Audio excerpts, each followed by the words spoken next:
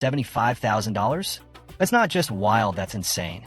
But here's the thing, Maurice Sendak never sold original artwork from the book. That means this collection is extremely rare, almost priceless. The question is, will Rick take the bait? Or is this just too much of a gamble?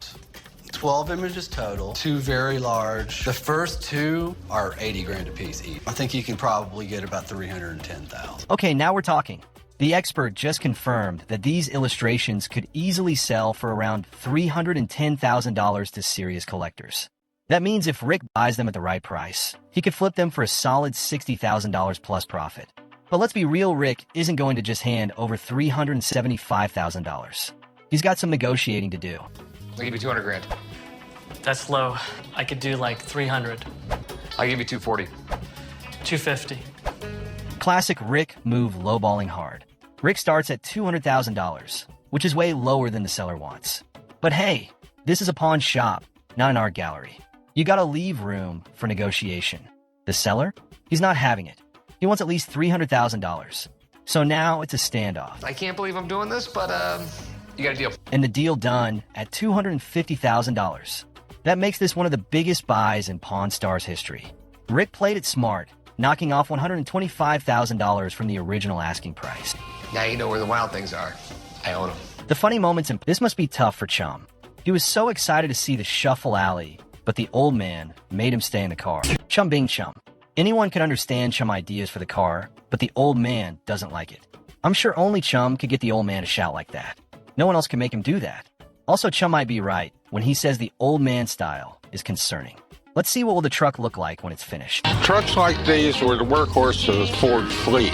They were tough, they were dependable, they were built to last. Racing harnesses and bucket seats. Set up, Tom. Get rid of the back windows, some TVs in the back that fold up, maybe like a little... That's what he thinks, but I'm pretty sure old man will miss Chum the most if he ever goes. I'm sure he wouldn't mind the irritation of Chum because he loves Chum. He means well, and I love him to death, but sometimes he just irritates the out of me. That doesn't seem too bad. That looks like the old man still got it, even with his age. Let's see how it turns out. I want this thing to look bad ass when we get through with it. I want it painted. I think it'll look good with two-tone, maybe a gunmetal gray with a red top. Oh, poor Chum. It seems like the old man enjoys making Chum suffer, because there's no way, and Chum wouldn't want to drive that truck once it's done with repairs. If Mike can get this thing fixed up at a good price, I might make some serious money. I might even consider letting Chumley drive it back to the shop. Any car lover would argue against that statement. There's no way the cars in this generation are all the same. They may not have the bold or fancy designs like monster trucks, but their beauty is in the engine. Also, we like sleek cars more than bulky ones. It's all about personal taste. This thing is sweet. What do you guys think? I think you outdid yourself this time, Mike.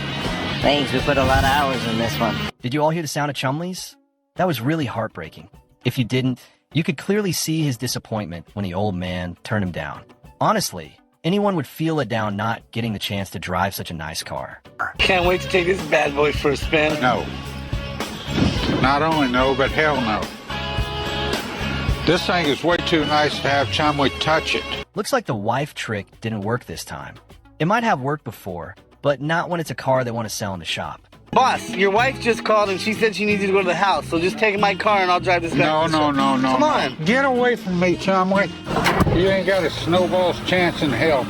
In this episode, a man brings Hudson Bay Gorget to pawn shop. Got a Hudson Bay Gorget, made probably around the 1700s. What the hell's a 4J? Owner shares some information and past history of the item to Rick and Old Man. As far as I know, it was made by Hudson Bay, somewhere probably around 1700s. It looks like it might have been a trade piece to the Indians. As usual, Rick asks owner, how much you looking to get out of it? How much you want for it? For about 100,000. I don't see that happening. Why not? Because I think it's worth a lot less. Are you kidding me? He just asked $100,000 for it. I know Rick also shocked after hearing that. Let's see what happened next. How much less? Like 99,000 less. I can tell you right now it's not 1700s. Because you see this yellow-gray patina that's on it? Yeah. Rick explaining this kid politely that why this item worth is less than he thinks. Around 20% zinc, 20% copper, 60% nickel. Zinc wasn't isolated really until the 1800s. All right, what the f are you talking about? That's not good, man. Rick and Old Man. I'd like to sell a picture of Mary and Abraham Lincoln. I thought Abe only took photos by himself. What are you talking about? Oh, he's right about that. Are you jealous? We're running a business here. Owner tells some past history of Abraham and Mary Lincoln photo. I'm a collector of 19th century photos. It substantiated the importance of the collection because it had Mary and Abraham Lincoln together. Rick tells some information about that, and he knows that it could be priceless. They would have hooks on the wall that would go around like that. You'd have to push your head into them for at least 5 seconds. It took forever to take a photograph. Really, really expensive. Rick asks owner where he get this, and does he have any paperwork of it. All right. So where'd you get this? I bought it from a collector, and I painstakingly was able to identify every single one of them. No documentation, anything like that? Nothing at all. Rick asks owner how much he wants for this. How much do you want for this? I feel it's one in a million, so I'm asking $1 million. Whoa, $1 million. $1 million. Okay. Rick's shocked after hearing the price, so he calls an expert for better advice. I can call someone and take a look at it. I have kind of a renowned expert on photo identification. Maureen, how's it going? Good. So here we go. Gorgeous. I have my doubts. Rick has some doubts about the photo, so expert try to clear his doubts and give some information about it. Here it is, what's happening with the face. You can see that his nose is a little bit different, his eyes are a little bit different. He had a nose that was crooked. He definitely has one. So I have to admit, After careful checking, expert asked that why this photo eyes and nose looks different than original photo. I know why you think this is Abraham Lincoln, because he has that sort of gaunt shape to his head. Expert noticed something unusual in the photo and says that the photo has been resized. It resizes them. What's that? It resizes the head. I use a caliper. Okay. But you can see that this woman has sort of a different eyebrows. But I feel I'm an expert. You have a right to discredit yourself. And all I'm saying is this is my opinion. Someone's making a mistake. Your opinion is it's not real. It's not. Expert confirms that the photo is not real, so Rick stays with expert decision and no deal was made.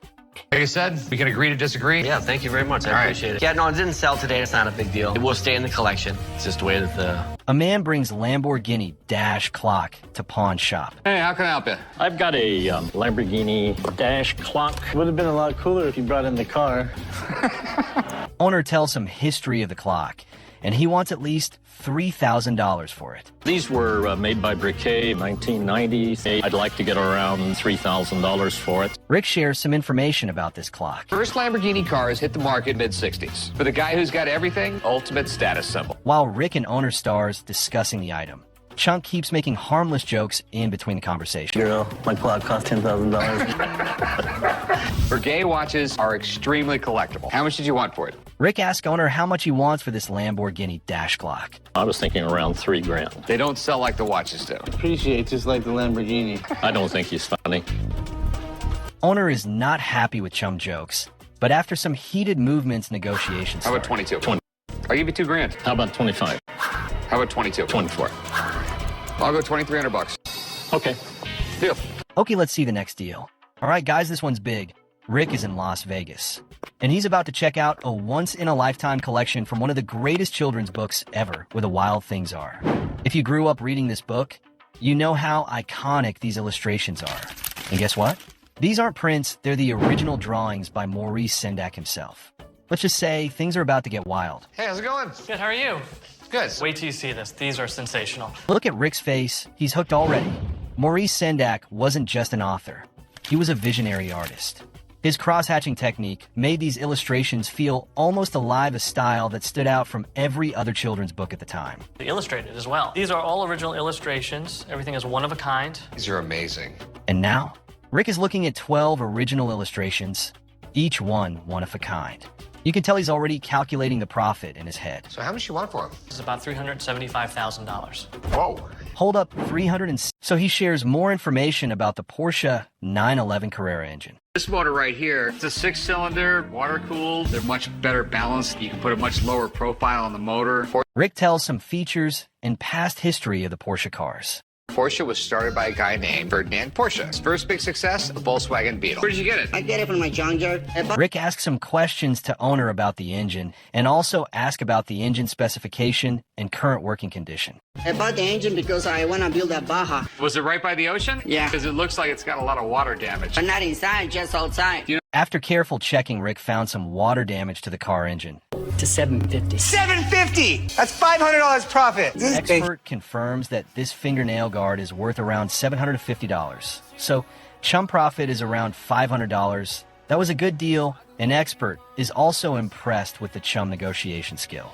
Let's move to next deal. In this episode, a man brings 400 years old pocket watch to pawn shop. Watch here I want to get rid of $1,000. Let me know it's English made. Been told it. Rick offers a price for this pocket watch to owner. Let's see what happened next. $100. No. There's $100 worth of silver in there. Probably like $20 worth of silver there. Remember, it's silver, it's not gold. And finally, the negotiation started with owner. I can't do it for 100. I'd give you like $120, but... No, I can't. I just can't do it. Okay, well, let me put it back together for you. Rick offers him $120, but owner wants more money, so no deal was made. You don't know like where it's from or anything? It's from China. It's the Manchurian. It does go all the way back to there. Chum also knows some history of this Chinese fingernail guard. He gives a lot of valuable information about this Chinese fingernail guard. I guess the longer your nail was, the more servants you had and the less manual labor you had. Chum asked lady how much she looking to get out of it. How much are you looking to get for it? I would like to get $250 for it. You go $100 on it? And finally, the negotiation started with $100. Oh, I don't think. Sure, you called Phineas. Why would I call Phineas? Rick and Corey not sure about this Chinese fingernail guard, so he decides to call an expert so he can authenticate it. Wow, this is amazing. It's rare that this is in silver. This could be a very special one, probably very, very high-ranking court official. Expert confirms that this is real, and this could be priceless and high-ranking. So expert asked him what price you buy this stuff. $240. $240. I could go